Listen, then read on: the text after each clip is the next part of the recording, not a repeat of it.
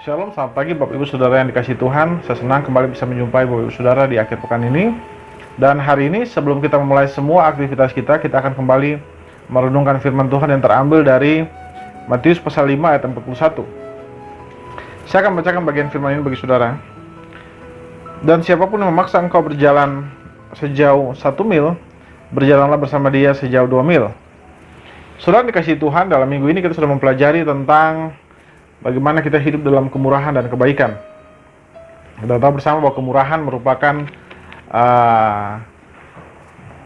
motivasi batin kita atau keadaan batin kita yang menginginkan kebahagiaan bagi orang lain. Sedangkan kebaikan merupakan tindakan kita untuk mewujudkan kebahagiaan bagi orang lain. Kita sudah mempelajari dalam minggu ini bagaimana kemurahan dan kebaikan kita bersumber dari karakter Allah. Allah yang penuh kemurahan dan Allah yang maha baik kepada kita. Itulah yang menjadi contoh dan teladan kita untuk hidup di dalamnya. Bukan hanya itu, Dia juga menciptakan kita sesuai dengan teladannya. Artinya kemurahan dan kebaikan itu sebenarnya sudah ada di dalam batin kita. Sebagai manusia kita diciptakan karena kita diciptakan serupa dan segambar dengan Allah. Nah, di dalam minggu ini juga kita sudah mempelajari bahwa kita harus melakukan kebaikan kepada semua orang, dan juga kepada keluarga kita, dan juga di tempat kerja kita, di mana saja, kapan saja, dan untuk siapa saja.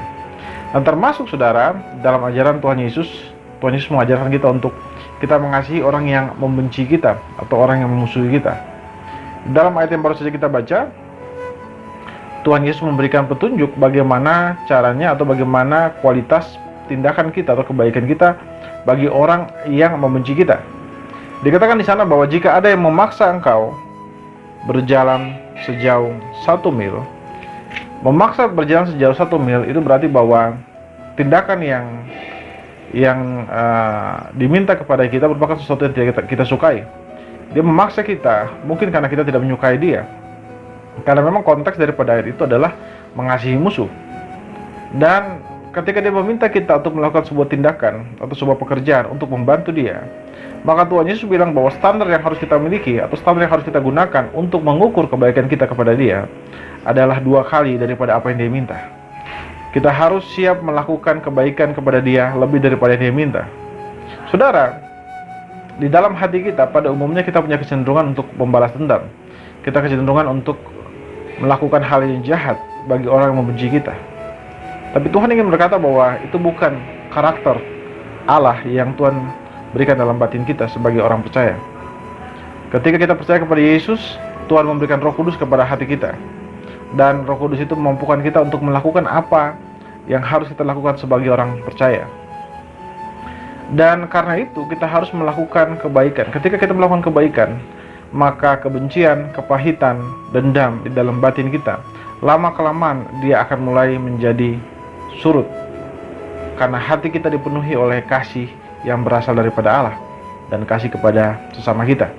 Nah, saudara dikasihi oleh Tuhan, mungkin dari antara saudara mungkin berkata, lalu bagaimana jika orang yang membenci saya tidak pernah mau bicara dengan saya atau tidak pernah mau meminta bantuan saya? Apa yang harus saya lakukan?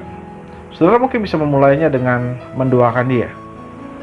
Berdoa untuk semua masalah yang dihadapinya. Mungkin saudara pernah mendengar dia pernah mengalami sebuah masalah dan dia sedang bergumul dengan sebuah masalah. Maka saudara bisa menggunakan masalah itu sebagai bahan doa saudara. Saudara bisa mendoakan dia supaya Tuhan membantu dia. Berdoa untuk memberkati dia dengan apa yang dikerjakan oleh dia, sehingga masalah yang dihadapi boleh terselesaikan dengan baik.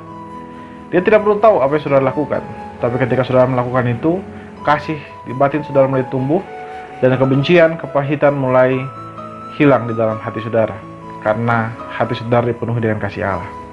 Karena itu saudara, marilah kita hidup dalam kebaikan dan milikilah batin yang penuh dengan kemurahan Allah. Mari kita tundukkan kepala sebelum memulai aktivitas kita dan kita berdoa.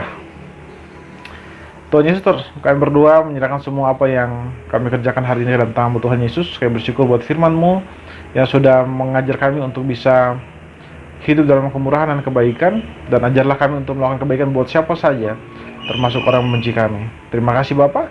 Kami serahkan semua hidup kami dalam tangan Tuhan Yesus. Apapun yang kami kerjakan hari ini, biarlah itu memperkenankan hati-Mu saja. Dalam nama Tuhan Yesus kami berdoa pada Bapa Surgawi. Haleluya. Amin. Amin. Bapak Ibu Saudara dikasihi Tuhan, selamat beraktivitas dan Tuhan Yesus memberkati kita semua.